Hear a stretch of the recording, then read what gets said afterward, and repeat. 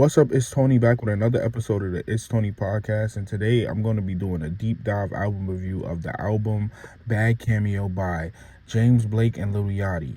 I want to begin with the music. The music is an experience. The music is a well-prepped meal made with love and creativity. This album is what happens when a black artist is allowed to get out of his skin and be more than what black men and black music are supposed to be. I can honestly say that this album said way more about Lil Yachty than it said about his counterpart, James Blake. It made me admire Lil Yachty's artistry because it felt like he was trying to be creative. Instead of trying to fit in and cosplay as a certain artist or fit into a certain genre. This is what it looks like when a black boy is set free of any societal constraints put on him. I want to say that I believe Yachty should try to live in this, and this is where I think he feeds his soul more. My analysis of this album may seem like I'm trying to get deep into a 10-song album or like I am over-analyzing a person, but I honestly don't care. The reason why I really wanted to analyze this album is because Yachty proved me wrong. Yachty proved to me that he's more than just a face of mumble rap, or he's more than just a lazy lyricist, in my opinion.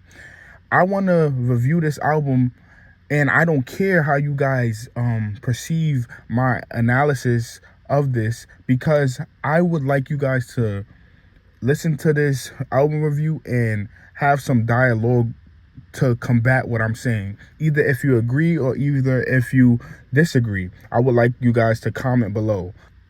This music was the first time I listened to Yachty and thought, this is an artist. This is someone I could see myself in. Pause. When I say I could see myself in Lil Yachty in this music, it felt like when I was listening to this music, I felt like I was looking into a mirror.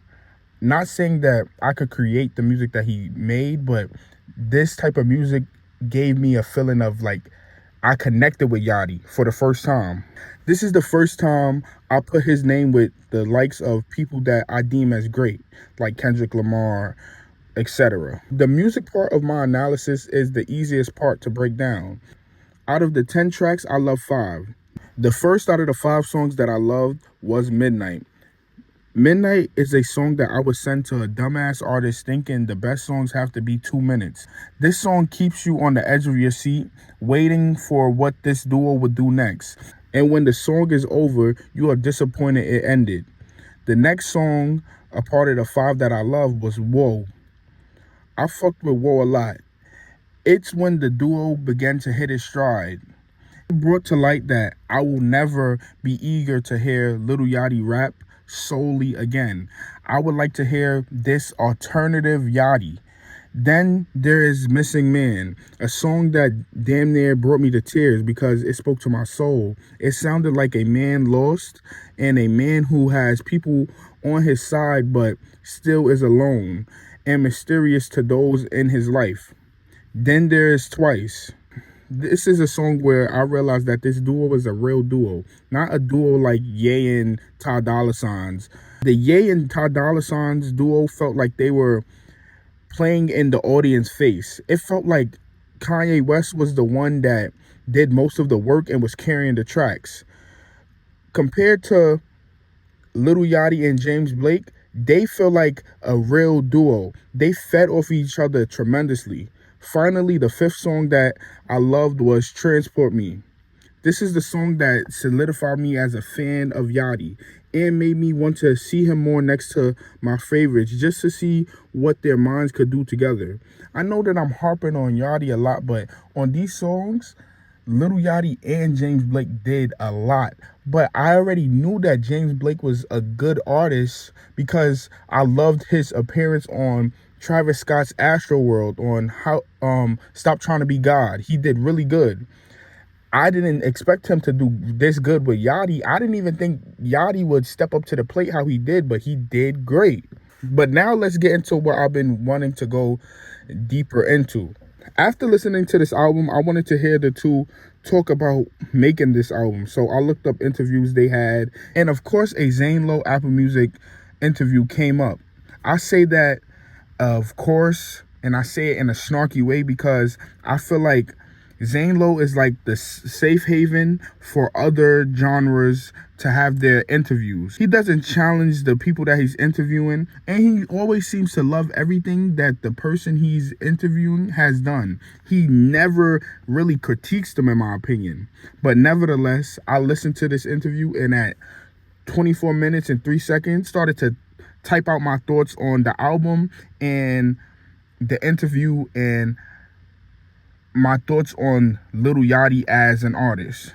I wasn't surprised about the things that I heard, but I was intrigued to hear what Lil Yachty had to say about his time in urban culture. I don't say urban culture as a joke or to be facetious. I'm quoting Lil Yachty. He says urban culture a bunch in the beginning of this interview.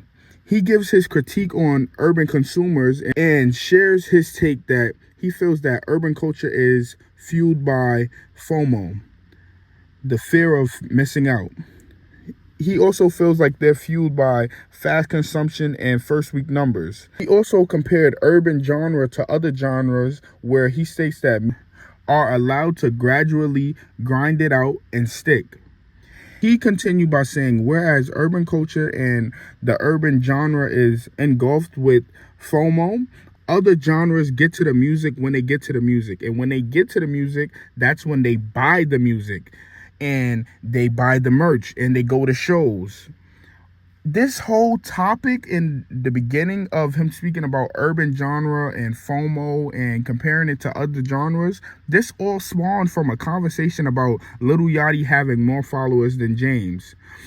I don't have enough information on other cultures and genres of music to agree with what Yachty's saying, but I will say that it felt like a slap in the face or a broad generalization of urban culture that could imply that urban culture doesn't appreciate their artists. That inclination, in my opinion, is what I will disagree with, because I see what urban culture does for the artists that they love and support. I also see how important urban culture is to other cultures by the mere fact that labels try to get urban culture to deem something as cool, so then they can prop it up and make it even more popularized than what it already is.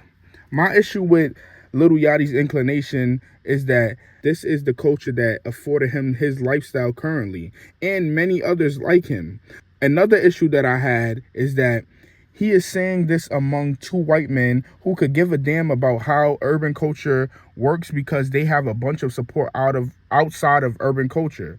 Like, it felt like he was criticizing urban culture to people that don't care about it. And I'm not trying to say that urban culture cannot be criticized. I just feel like it should be criticized with people who also live and breathe urban culture, not just people who are outsiders. And that's exactly what it felt like. It felt like he was talking down on urban culture to outsiders. Zane Lowe talks about the first impressions of Lil Yachty to the world, and Zane Lowe speaks on how the first impressions was that Lil Yachty was different. Yachty states that a lot of people thought he would be a one-hit wonder. He then spoke on how a lot of hip-hop purists didn't understand his class. His class is the class that was on XXL freshman cover in 2016. And I agree with what he's saying wholeheartedly. He expressed that there was a shift emerging in hip-hop at the time, and the hip-hop purists didn't want to understand it. Then Zane Lowe asked James about his first impressions of Lil Yachty, and he stated that he liked him, but the last album that Lil Yachty put out, Let's Start Here, James says that's when he really became a fan of Yachty and really said, oh, he's a star, or he has a lot to offer. Yachty then speaks on the album that James was referring to, the Let's Start Here album, and he expressed that he was excited. And Lil Yachty expressed that he was excited to gain respect from music lovers in the world that appreciate good music and risk-taking. This is where the interview even gets better for me. James replies to what Yachty says and says that he respected Yachty already from the genre he started in, but he felt like the genre association and the ways people felt about that genre were reflecting on Little Yachty unfairly. So let me break down what James was saying with the genre association and all of that. James felt like the critics in hip hop were harsh on Little Yachty, and I would agree with that as well. And this is where I began to believe that hip hop may have taken this black boy's joy. But this is where I would like Little Yachty to take some ownership of the part he played in receiving those harsh critiques. And I would like him to take ownership of the part that he is currently playing in this interview of making himself look like a victim in front of two outsiders of hip hop. The genre that James feels like Little Yachty was harshly critiqued by is hip hop. And I need Little Yachty to take accountability for that criticism that he received. It's easy to say that hip hop was harsh on him. It's easy to say that they may have treated him unfairly, but accountability has to come at some point. Yachty came into a genre full of storytelling that illustrated black culture from their fights and marginalization to their joys and happiness. And he came into that genre and was very ignorant about the legends before him. And he didn't have any urgency to learn about the history of those who came before him. So he came into a genre, benefited from that genre, and when the greats or those before him wanted him to learn about the history of that genre, he pushed the narrative that the older heads were hating on him. And if you want to say that he didn't push it himself, he heard the narrative and he helped push that narrative as well. And then, in addition to pushing that narrative, he also had another narrative that the music before him just wasn't his vibe. The problem with all of this is that urban culture, in Yachty's words, and hip hop and black history, in my words, has a very dense and important history. Is it not important to learn about the history of the people before you, especially if you're going to garner the fruits of the people before you's labor? Came in hip hop and you got all the fruits of the people before you and the history before you. You got all of the benefits from the work that they put in. Why can't you sit down and learn about that music? Why can't you sit down and learn about that history and show appreciation for all that hip hop has brought you? Like I said, hip hop and the genre that he was associated with in the beginning brought him all of this notoriety, brought him all of this fame, brought him all of this success and financial gain. Later in this interview, he spoke on how he was nervous to put that last project, Let's Start Here, out. Spoke on how he was nervous to put that last project out because the track record of rappers pivoting into new sounds, and how he wanted to use another name that he created to drop the album under. But his sentiments in that statement that pissed me off still may be true. He said that Yachty wanting to use a different name spoke to the limitations that Yachty felt. But he was happy that Little Yachty released a project under the same name. And then Zane Lowe chimed in saying that now people are buying into Little Yachty as an artist. So if he changed the name, they would have basically negated Little Yachty and bought into someone else. But keeping a project under that name allow people to start buying into him. This is where I began to feel sorry for Yachty and kind of saw him as a victim of hip hop and what came with the skin that he was in. This is where I do say hip hop has to take accountability for taking a black boy's joy. Although history is important, the future in creating more history is just as important. Hip hop and its listeners love to talk about the golden era, and rightfully so, but times are changing. Instead of forcing history and taking them down a notch for the new things that they are creating, the elders in hip hop and the people before the new generation now should champion the new, and they should push the new to champion the old and try to bridge the gap. Everything and everyone are not going to enjoy the same thing, but this is art. And this art is about trying new things and not being forced into anything. Those were the stories that the older generations were telling in their music and in hip hop. It shouldn't stop now. I believe Lil Yachty can do whatever he wants, but I do appreciate his art more when it feels natural, when it feels authentic. And I feel like when he does alternative Yachty, alternative music, it feels like authentic Yachty. It feels real. It seems like that's where he really steps outside of himself and starts to create masterpieces. I believe he can still create rap and enjoy it, but I believe that he has to also push the history of hip hop onto others looking up to him, because it's our history and he's a part of that history, and he's a part of creating more history. In the great words of Melissa Ford, we are not monoliths. We are not just one thing. Our music doesn't just sound one way. Black kids don't have to only do hip hop and tell the same stories over. They can tell their stories, but they also have to respect the history before them.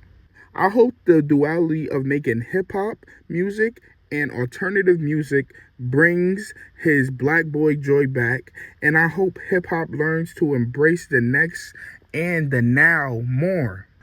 I believe that the people before us created hip hop to express themselves and to step out of the box. I don't think that hip hop should only try to confine itself into what sounded great during that time. I think that hip hop is a time capsule, and every more years we should add more history into that capsule for when the world ends, or when a new person wants to go into those archives and learn new music, they have that available for whenever they want to learn. I don't think we should push our great minds out because they do hip hop differently. But I also don't think that the new younger artists should come into hip hop and just benefit from all of the work and not pay respects to those who were before them. History is not just the past. History is now as well. And that is why I think that Bad Cameo is a great album. That is why I believe that Lil Yachty is a great artist. Lil Yachty gained my respect with this album, and I will be waiting for his next album to come out. Thank you for watching. It's Tony. Tell a friend to tell a friend. And remember, I'm just a 23-year-old nigga from Brooklyn with an opinion. I'm not better than no one. But make sure that you like, comment, and subscribe. Thank you. I hope that there's a bunch of discourse in the comments below. And I hope you show this video to your friends and to your parents and to everyone that you come across with that you enjoy listening to music with. I think this could spark a great conversation. Thank you for watching.